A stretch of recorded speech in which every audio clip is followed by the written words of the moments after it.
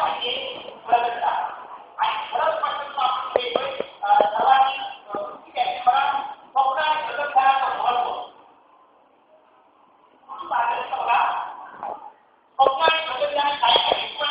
साधता कोणता करा म्हणजे आपले साथ जोडालं तिथं साथ करण्यात सगळे सहकारी एकमेकांनी जोडले जातात मग कुठेतरी कर्मचारी असो किंवा कुठला आपली टॉपचा माणूस असो तर प्रत्येकपर्यंत तुम्ही गेला तरी चालेल जनसंपर्काने प्रभाव नेतृत्वाचे साधन बनू शकते शालेय स्वप्न आणि गतविधाने सिद्ध म्हणून निवडले जाऊ शकते आणि अध्यापकांना एकत्र लिपिशील बनवण्याकरता स्वप्न आणि गतविधाने हे अत्यंत जबरदस्त साधन बनू शकते आणि ज्या ज्या संस्थांच्या बाबतीत ते बनलं त्याच स्वप्ना घेतला 100 पूर्ण करून पुन्हा नव्या शतकाच्या पहाटेकडे ते ओढू शकले आणि म्हणून याला फार महत्व आहे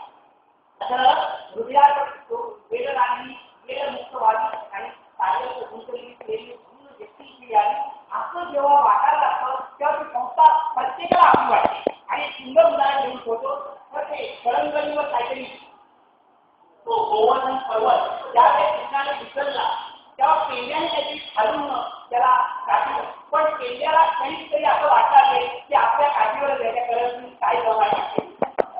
आणि काठी न मोडणारे आणि पेंड्याची जी अनेक पुढी सौंदर्य त्याच्या वेळेस त्यांनाही आपण वाटायला लागलं की आम्ही सगळ्यांनी पाठवून घेऊ त्या उचलून घेणारा महत्व नाही आमच्या काठीवर तो उभा आहे आणि महाभारतातले सुंदर उदाहरण तुमच्यासमोर आला असेल तर ते सगळे वानर सेना दगड आणायचे आणि त्याच्यावर काहीतरी श्रीराम द्यायचे आणि तो दगड टाकायचे आणि ते तरंगायचे हे रामाने जेव्हा बघितलं तेव्हा रामाला असं वाटतं की आपण फारच कसं डबल स्कॉलर आणि सफारीवाले आहोत फार मोठे मुख्य लोक आहोत असं त्याला वाटतं आणि म्हणून रामाने एका दगडावर श्रीराम लिहिलं आणि तो टाकला आणि तो बुडाला म्हणे तो बुडाला तर त्यांनी प्रभू रामचंद्र हनुमान काय असं तर होते म्हणे प्रभू आप बहुत गर्व हुआ है